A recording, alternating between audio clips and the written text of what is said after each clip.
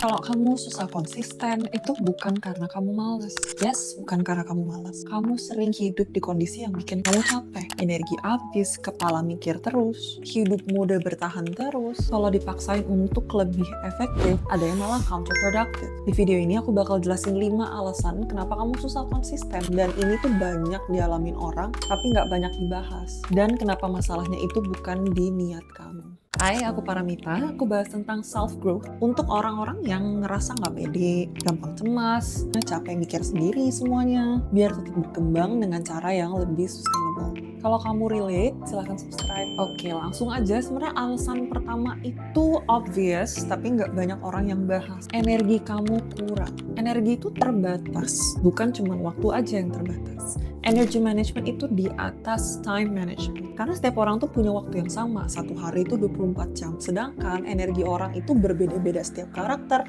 dan kondisi yang sedang kamu jalanin saat ini. Apalagi kalau kamu itu banyak dituntut, kerjanya selalu lembur, sering susah tidur, pikiran nggak pernah berhenti, badan tegang terus. Ya wajar banget kalau kamu nggak bisa konsisten, kamu kecapean. Kita harus benar-benar jujur sama diri sendiri dan kondisi kita sendiri, terutama buat kamu yang suka maksain diri. Kalau waktunya istirahat, ya istirahat. Dan kalau istirahat di sini tuh bukan cuman fisik ya, bukan cuman tidur, tapi istirahat emosional, istirahat mental, istirahat spiritual. Allow yourself to rest. Let's say kamu sibuk dan hari ini cuma punya 15 menit, gak apa-apa, tapi kosongin pikiran kamu. Jangan malah scrolling. Relaxin badannya kalau kamu badannya tegang, mungkin stretching, mungkin yoga. Jangan lupa tidur yang cukup, jangan lupa makan yang benar, supaya energi kamu pulih lagi, jadi kamu bisa ngelakuin aktivitas produktif yang emang udah jadi goal kamu. Jadi kalau kamu udah niat ngelakuin sesuatu, coba tanya ke diri sendiri. Saat ini lagi terlalu maksa nggak? Kondisi energiku sehari-hari beberapa minggu ini gimana? Ada aktivitas atau kewajiban yang bisa aku delegasi nggak ke orang lain? Supaya energi kamu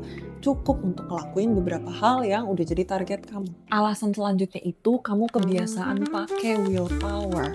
Padahal willpower itu fluktuatif dan sifatnya finite atau terbatas. Sangat tergantung sama kondisi fisik kamu, sangat tergantung sama keadaan emosional dan mental kamu. Kalau hari lagi baik, mood lagi bagus, yang ngejalaninnya gampang. Tapi kalau hari lagi buruk, moodnya lagi hancur, ya pasti susah banget mulai dan ngejalaninnya. Jadi kalau mau depend sama willpower, itu nggak akan sustainable. Apalagi namanya hidup itu pasti selalu ada naik turunnya. Kalau mau konsisten harus bangun habit atau sistem supaya otak sama badan itu nggak terus-terusan ngerasa terpaksa dan kerja keras setiap kali mau ngelakuin aktivitas baru.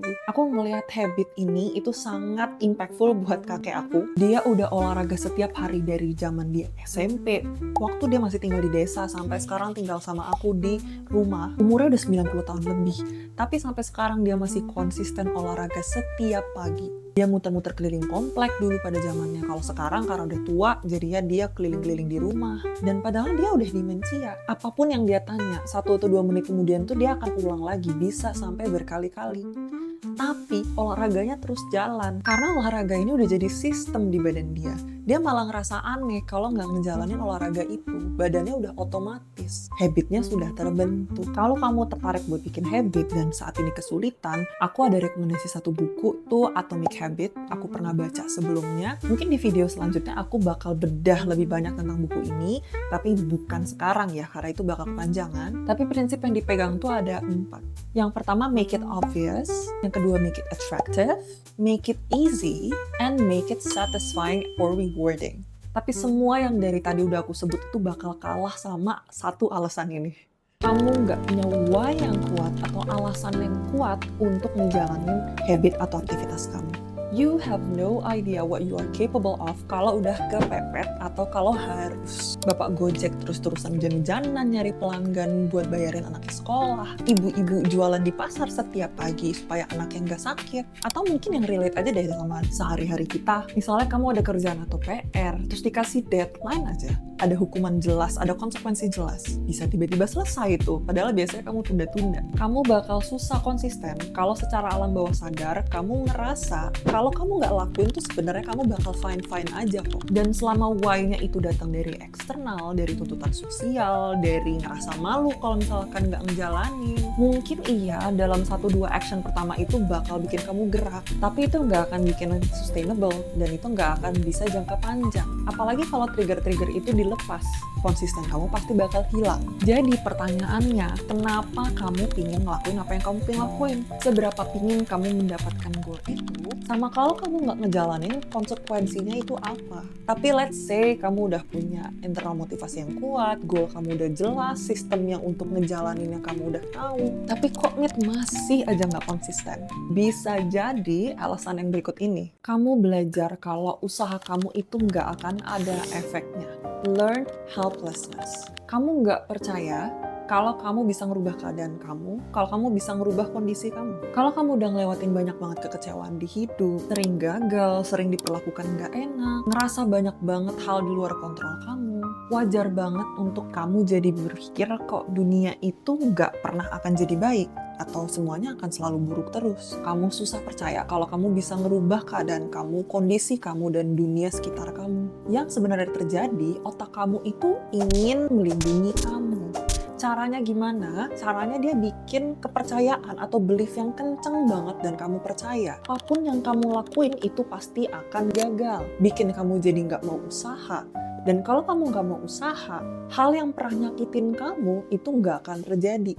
Jadinya kamu nggak akan sakit lagi. Let's just be honest, untuk keluar dari kondisi ini, kita nggak bisa terus-terusan ngomong ke diri kita sendiri, kamu mampu, kamu bisa. Yes, the self-affirmation works to some certain degree, tapi kalau kamu udah ngakar banget kepercayaannya, learned helplessness ini butuh bukti-bukti konkret untuk bisa ngelawan dari kepercayaan itu.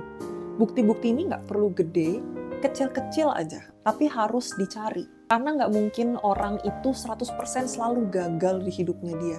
Ada kok beberapa hal yang masih di dalam kontrol kita, meskipun kecil. Aku tahu bangun kepercayaan lagi itu butuh waktu, so don't be too hard on yourself. Learn to start trusting yourself and your capability, supaya kamu bisa mulai bangun habit yang lebih produktif lagi.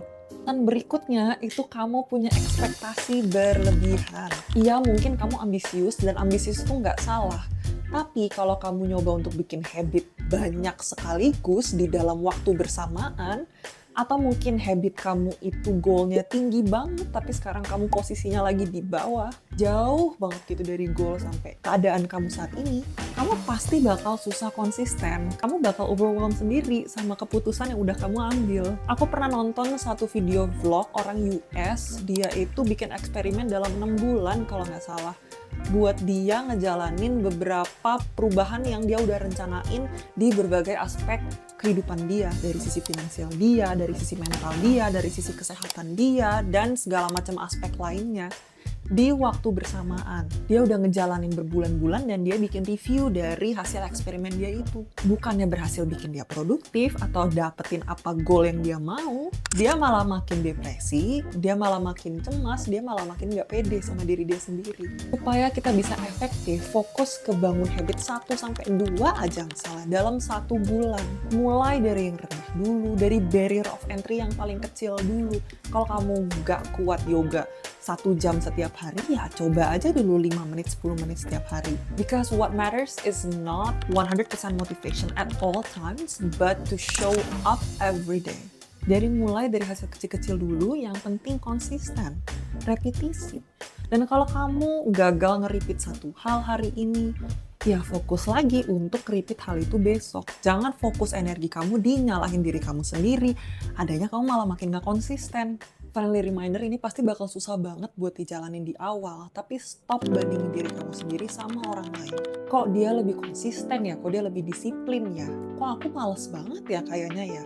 Selain pikiran itu tuh nggak berfungsi, nggak bikin kamu konsisten, itu bikin kamu makin gak percaya lagi, itu ningkatin learned helplessness kamu lagi. Padahal perjalanan hidup kamu tuh beda, pengalaman hidup kamu itu beda, kelebihan sama kekurangan kamu itu beda. Poinnya fokus ke apa yang kamu punya saat ini dan gimana cara ngembanginnya. Pelan-pelan, yang penting tetap ada yang dikembangin terus-terusan. Udah, peran dan kewajiban kamu cukup di situ aja.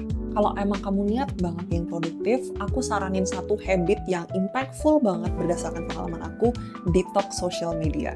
Aku udah detox social media selama 1 tahun dan udah 5 tahun on off, dan aku udah share kelebihan dan kekurangannya dan tips-tips gimana cara mulainya di video yang aku taruh di sebelah sini ya. Semoga dari video yang udah aku share ini, kamu jadi lebih sadar sebenarnya apa yang bisa kamu improve, supaya kedepannya kamu jadi lebih konsisten lagi.